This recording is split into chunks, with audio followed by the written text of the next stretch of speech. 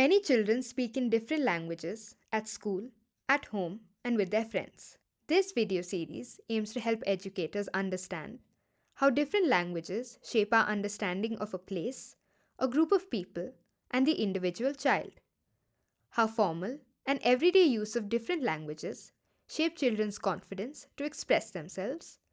How the way we teach shapes children's language skills and spontaneous use of different languages. How a whole school must work together when a child's natural language of comfort is different from the school language. This is a self-learning video series. It is organized into 4 modules. Each module is made up of 4 units, covering specific themes related to multilingualism. This is the first module in our series. We will be covering interesting themes such as diversity in language and identities associated with language. In our everyday world, some of the languages we use are often thought of as more prestigious. Some languages become dominant, while others are marginalized.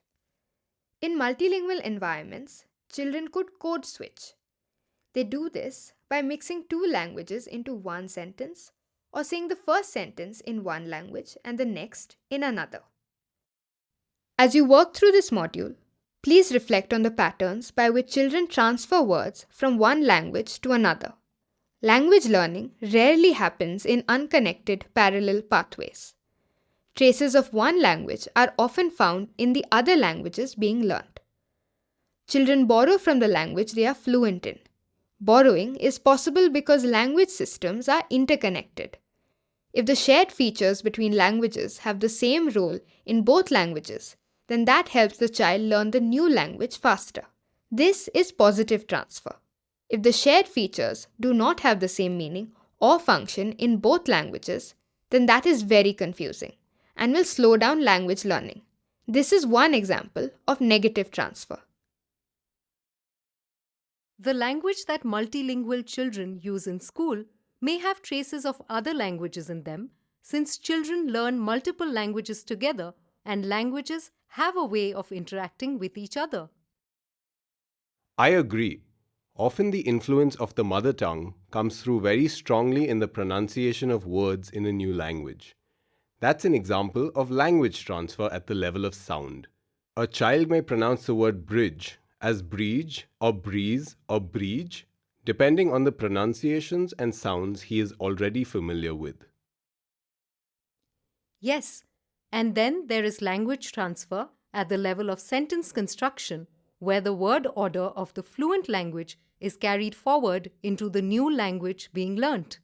For example, a verb comes at the end of a sentence in Hindi, but towards the beginning of a sentence in English.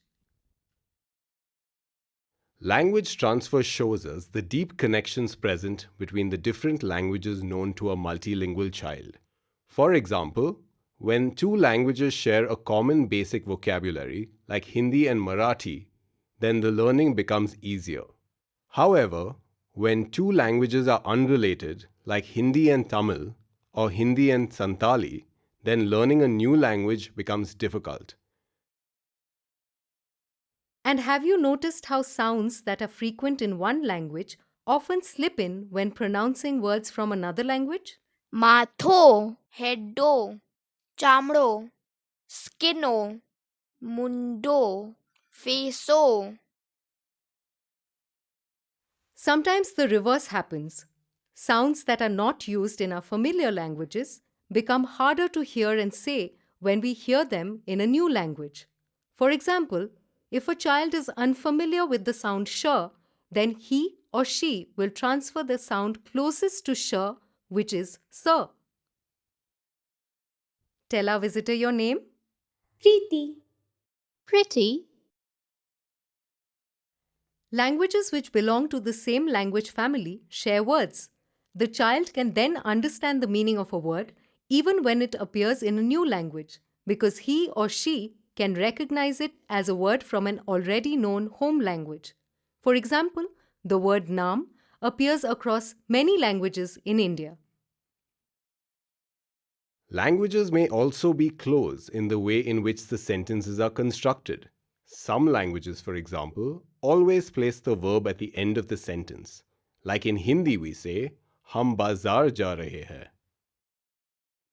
हम बाजार जा रहे हैं আমরা বাজারে যাচ্ছি